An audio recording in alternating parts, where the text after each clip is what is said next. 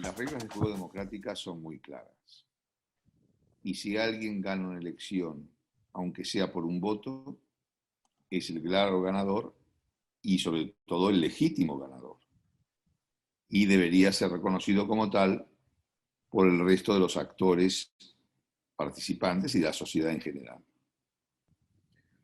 Esto no es lo que está pasando en Perú, lamentablemente, pero bueno. Pero una cosa es cuáles son las normas y qué es lo que está ocurriendo. De hecho, en las elecciones anteriores, en las que ganó Pedro Pablo Kuczynski, si no recuerdo mal, la diferencia 80.000 creo que fue, ¿no? entre Pedro Pablo Kuczynski y Keiko Fujimori no fue muy diferente Ajá. de la actual, ¿no? O sea que no es que una elección apretada pide por sorpresa al Perú, ¿no? Es decir, los peruanos saben lo que son estas cosas. Ajá.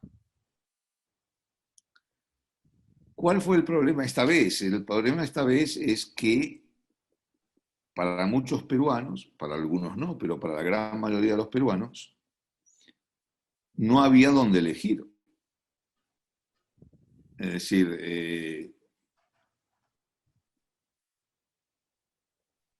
los dos candidatos que pasaron a la segunda vuelta, Keiko Fujimori y Pedro Castillo, no entraban en muchas de las quinielas que circulaban en torno a la elección, no entraban en las encuestas. Estaban bastante atrás. Y no solo eso, sino que aparte, digamos, situaban en una situación de mucho desconfort a buena parte de la sociedad peruana que hubiera preferido votar por otras opciones. ¿Es Perú la excepción, o ha sido Perú la excepción de América Latina? Yo no creo que ni Perú haya sido la excepción de América Latina en el pasado, ni que lo sea en este momento, ¿no? Es decir, yo creo que en el pasado Perú se adaptaba bastante de los estándares latinoamericanos. Es verdad que tuvo la suerte, por distintos motivos, de no verse arrastrada por la marea bolivariana, y de hecho en Perú no se incorporó al ALBA en ningún momento, y no solo eso, sino que Perú fue uno de los países fundadores de la Alianza del Pacífico, con toda la carga que esto supone. Pero también hay que señalar que temores semejantes a los que hoy existe con Pedro Castillo los hubo previamente con Alejandro Toledo, con la segunda presidencia de Adán García, e inclusive cuando Humala fue elegido presidente. Es verdad que ya se había distanciado un poco de Chávez, pero todavía muchos de los temores seguían ahí presentes. Entonces,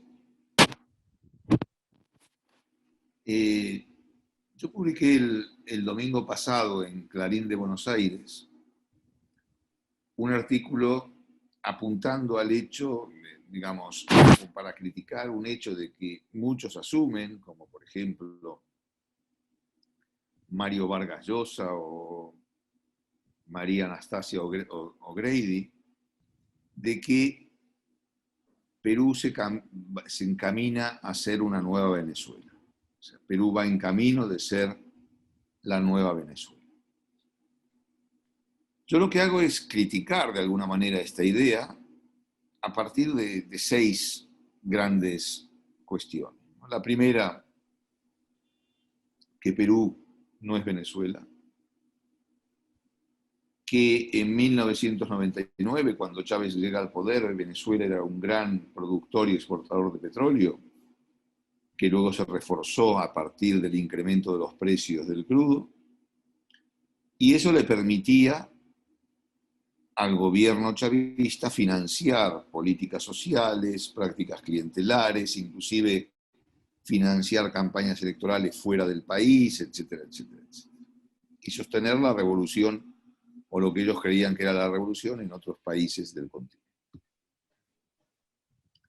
Segundo, que Castillo no es Chávez. Primero porque Chávez tenía unas dotes de liderazgo que Castillo no tiene. Y segundo, porque Chávez, cuando ganó su primera elección, lo hizo con el 56% de los votos. Y Castillo, en la primera vuelta, que es con lo que hay que comparar, no obtuvo más del 19%. Entonces, Chávez tenía una legitimidad y una capacidad de maniobra gracias a la economía con la cual llevar adelante su proceso, cosa que Castillo no tiene. Hay un tercer factor y es que Venezuela ya pasó, o Chávez ya pasó, es decir, todo el mundo en el continente sabe lo que fue la experiencia bolivariana, sabe el desastre en que se ha convertido Venezuela, que ya no es ningún modelo a seguir, a tal punto, por ejemplo, que ya prácticamente del ALBA, la Alianza Bolivariana de las Américas, no se habla y fue cambiada por el Grupo de Puebla, los progresistas, es decir, los bolivarianos de ayer son los progresistas de hoy. Parece que eso de ser bolivariano se ha convertido más en un estigma y una carga que un motivo de orgullo y un motivo de impulsar un proyecto político. En cuarto lugar está China. China, como bien sabe, está muy presente en el Perú. China, si bien no es un gran inversor, no es el mayor inversor en el sector minero, sí tiene importantes intereses en el sector minero. Y China, más que apoyar una apuesta política de final incierto, yo creo que va a ser más un elemento estabilizador que un elemento de ruptura. Y luego tenemos la pandemia, ¿no? Es decir, la reconstrucción post-pandemia va a requerir grandes esfuerzos económicos, buscar fondos tanto dentro como fuera del país, nuevas inversiones, y esto implicará compromisos fuera y dentro y también amplios consensos políticos. Entonces, si se quiere reencauzar el país para salir de la crisis provocada por la pandemia, pues tampoco se puede ir por un camino de clara confrontación. Entonces, y a todo esto hay que añadir otro factor que tiene que ver con lo que hablábamos antes, y es que hasta ahora, por supuesto que la historia no es una concatenación de repeticiones, sino también de cambios y transformaciones, pero hasta ahora los presidentes peruanos posteriores a Fujimori lo que han terminado mostrando, sobre todo desde una perspectiva económica, es un gran pragmatismo. ¿Se va a repetir esto con Castillo? Pues no lo sé, puede pasar cualquier cosa, entre otras cosas porque no sabemos tampoco claramente quién es Castillo, ¿no? Es decir, un día le pide al presidente del Banco Central que se quede y tranquiliza los mercados, y al día siguiente dice que va a convocar una asamblea constituyente y todos los mercados empiezan a ponerse nerviosos y a tiritar. Y entonces el dólar sube, baja, sube, baja, sube. Una montaña rusa. Entonces, ya me gustaría saber a mí qué va a pasar con el Perú. No tengo idea.